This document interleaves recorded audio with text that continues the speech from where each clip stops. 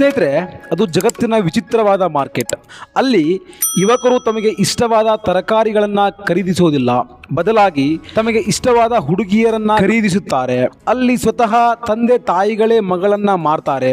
ಜಗತ್ತಲ್ಲಿ ಹೀಗೆಲ್ಲ ಆಗುತ್ತಾ ಎಂದು ನೀವು ಯೋಚಿಸುತ್ತಿದ್ದೀರಾ? ಈ ಪ್ರಪಂಚದಲ್ಲಿ ಏನ್ ನಡೆಯೋದಿಲ್ಲ ಹೇಳಿ? ಅಲ್ಲಿ ಯುವತಿಯರನ್ನ ಮಾರ್ತಾರೆ ಅಂದ್ರೆ ಅದು ಇಲ್ಲಿಗಲ್ ಅಂದುಕೊಂಡ್ರ? ಅದು ಅಲ್ಲಿ ಸರ್ಕಾರದ ಒಪ್ಪಿಗೆಯ ಮೂಲಕವೇ ನಡೆಯುತ್ತೆ. ಹಾಗಿದ್ರೆ ಯಾವುದು ಆ ದೇಶ? ಅಲ್ಲಿ ಯಾಕೆ ಯುವತಿಯರನ್ನ ಮಾರ್ತಾರೆ ಎಂದು ತಿಳಿಯಬೇಕಂದ್ರೆ ಈ ವಿಡಿಯೋವನ್ನ ಎಲ್ಲಿಯೂ ಸ್ಕಿಪ್ ಮಾಡದೆ ಸಂಪೂರ್ಣವಾಗಿ ನೋಡಿ. ಅದಕ್ಕೂ ಮೊದಲು ಯಾರು ನಮ್ಮ ಚಾನೆಲ್ ನ ಸಬ್ಸ್ಕ್ರೈಬ್ ಮಾಡಿಕೊಂಡಿಲ್ಲ, ದಯವಿಟ್ಟು ಸಬ್ಸ್ಕ್ರೈಬ್ ಮಾಡಿಕೊಂಡು ಮತ್ತು ಎಲ್ಲರಿಗೂ ಶೇರ್ ಮಾಡಿ. ಸ್ನೇಹಿತರೆ, ಯುವತಿಯರನ್ನ ಮಾರುಕಟ್ಟೆಯಲ್ಲಿ ಮಾರಾಟ ಮಾಡುವಂತಹ ಮಾರ್ಕೆಟ್ ಇರೋದು ಬಲ್ಗೇರಿಯಾ ದೇಶದಲ್ಲಿ. ಈ ಬಲ್ಗೇರಿಯಾ ಇರೋದು ಯುರೋಪಿನಲ್ಲಿ. ಇದು ಒಂದು ಕಾಲದಲ್ಲಿ ಸೋವಿಯತ್ ಯೂನಿಯನ್ನ ಒಂದು ಭಾಗವಾಗಿತ್ತು. ಅಲ್ಲಿಯ ಬಂಗಲೆಗಳು, ಅಲ್ಲಿಯ ನಗರಗಳನ್ನ ನೋಡಿದ್ರೆ ಅದು ಇನ್ನೂ ಸೋವಿಯತ್ ಯೂನಿಯನ್ನ ಭಾಗವಾಗಿದೆ ಅನ್ನಿಸುತ್ತೆ.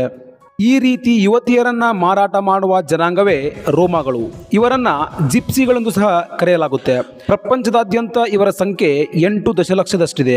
ಬಲ್ಗೇರಿಯಾದಲ್ಲಿರುವ ಈ ರೋಮಾ ಜನಾಂಗದವರು ಮಾರ್ಕೆಟ್ನಲ್ಲಿ ಯುವತಿಯರನ್ನ ಮಾರಾಟ ಮಾಡ್ತಾರೆ. ಅಲ್ಲಿ ತಂದೆ ತಾಯಿಗಳೇ ತಮ್ಮ ಮಗಳನ್ನ ಮಾರಾಟ ಮಾಡ್ತಾರೆ. ಈ ಸಂಸ್ಕೃತಿ ಸುಮಾರು 3 ಶತಮಾನಗಳಿಗಿಂತಲೂ ಹಿಂದಿನಿಂದ ಆಚರಣೆಯಲ್ಲಿದೆ. ಅಲ್ಲಿಯ ಸಟ್ಟರ್ ಜಾಗಾರ್ ಎಂಬುವ ಸ್ಥಳದಲ್ಲಿ ಈ ರೋಮಾಗಳು ವರ್ಷದಲ್ಲಿ 4 ಬಾರಿ ಈ ರೀತಿಯ ಆಚರಣೆಯನ್ನ ಪಾಲಿಸುತ್ತಾರೆ. ರೋಮಾ ಜನಾಂಗಕ್ಕೆ ಸೇರಿದ ಯುವಕರು ತಮಗೆ ಇಷ್ಟವಾದ ರೋಮಾ ಜನಾಂಗಕ್ಕೆ ಸೇರಿದ ಯುವತಿಯರನ್ನ ಖರೀದಿ ಮಾಡ್ತಾರೆ. ಈ ರೋಮಾ ಜನಾಂಗಕ್ಕೆ ಸೇರಿದ ಯುವಕರು ತಮ್ಮ ಕುಟುಂಬ ಸಮೇತರಾಗಿ ಅಲ್ಲಿಗೆ ಬಂದಿರ್ತಾರೆ. ಅಲ್ಲಿಗೆ ಬಂದು ಇಷ್ಟವಾದ ಹುಡುಗಿಗೆ ಹಣವನ್ನ ಕೊಟ್ಟು ಖರೀದಿ ಮಾಡ್ತಾರೆ. ಯುವತಿಯರು ಸಹ ತಮ್ಮ ತಂದೆ ತಾಯಿಗಳ ಜೊತೆಗೆ ಅಲ್ಲಿಗೆ ಬಂದಿರ್ತಾರೆ.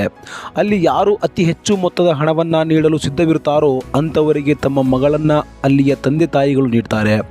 ಇದನ್ನ ಅಲ್ಲಿಯ ಯುವತಿಯರು ಕೂಡ ಕೆಟ್ಟದ್ದೆಂದು ಭಾವಿಸುವುದಿಲ್ಲ. ಅವರು ಖುಷಿಯಾಗಿಯೇ ಇದರಲ್ಲಿ ಭಾಗಿಯಾಗ್ತಾರೆ.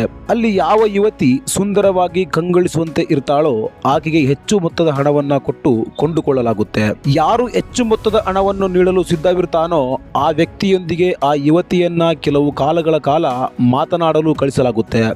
ಅವರಿಬ್ಬರು ಪರಸ್ಪರ ಮಾತನಾಡಿ ಅವರಿಬ್ಬರಿಗೆ ಒಪ್ಪಿಗೆ ಇದ್ದರೆ ಆ ವ್ಯಕ್ತಿ ಆಗ ಆ ಯುವತಿಯ ತಂದೆ ತಾಯಿಗಳಿಗೆ ಆ ಹಣವನ್ನ ನೀಡಿ ಯುವತಿಯನ್ನ ಖರೀದಿ ಮಾಡ್ತಾನೆ. ನಂತರ ಆ ವ್ಯಕ್ತಿ ಆಕೆಯನ್ನ ವಿವಾಹವಾಗ್ತಾನೆ. ತಮ್ಮ ಸಮುದಾಯವನ್ನು ಹೊರತುಪಡಿಸಿ ಬೇರೆಯ ಸಮುದಾಯದವರು ಈ ಮೇಳದಲ್ಲಿ ಭಾಗವಹಿಸುವಂತಿಲ್ಲ.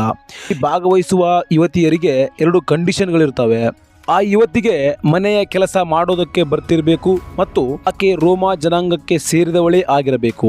ಈ ರೋಮಾ ಜನಾಂಗದ ಯುವತಿಯರಿಗೆ ಇದರಲ್ಲಿ ಯಾವುದೇ ಅಪಾಯವಿಲ್ಲ. ಹಾಗಾಗಿ ಇಲ್ಲಿಯ ಯುವತಿಯರು ಈ ಮೇಳದಲ್ಲಿ ತುಂಬಾ ಖುಷಿಯಾಗಿ ಭಾಗವಹಿಸುತ್ತಾರೆ. ಈ ಮೇಳದಲ್ಲಿ ಯುವತಿಯ ವಯಸ್ಸು, ಬಣ್ಣ ಹಾಗೂ ಆಕೆಯ ರೂಪದ ಆಧಾರದ ಮೇಲೆ ಆಕೆಯ ಡಿಮ್ಯಾಂಡ್ ನಿರ್ಧಾರವಾಗುತ್ತೆ. ಅದಕ್ಕಾಗಿ ಅಲ್ಲಿಯ ಯುವತಿಯರು ಸುಂದರವಾಗಿ ಮೇಕಪ್ ಮಾಡಿಕೊಂಡು ತಾವು ಸುಂದರವಾಗಿ ಕಾಣಿಸುವಂತಹ ಉಡುಪುಗಳನ್ನು ಧರಿಸ್ತಾರೆ. ಈ ಮಾರ್ಕೆಟ್ ಸರಿಯೋ ತಪ್ಪೋ, ಆದ್ರೆ ಸುಂದರವಾದ ಹುಡುಗಿಯರಿಗೆ ಇಲ್ಲಿ ಡಿಮ್ಯಾಂಡ್ ಜಾಸ್ತಿ. ಇದುವರೆಗೂ ಮದುವೆ ಆಗಿರದ ಯುವತಿಯರಿಗೆ ಜಾಸ್ತಿ ಡಿಮ್ಯಾಂಡ್. ಈಗಾಗಲೇ ಮದುವೆ ಆಗಿ ಡೈವರ್ಸ್ ಆದವರಿಗೆ ಅಥವಾ ವಿಧವೆ ಆಗಿದ್ರೆ ಆಕೆಗೆ ಡಿಮ್ಯಾಂಡ್ ಕಡಿಮೆ.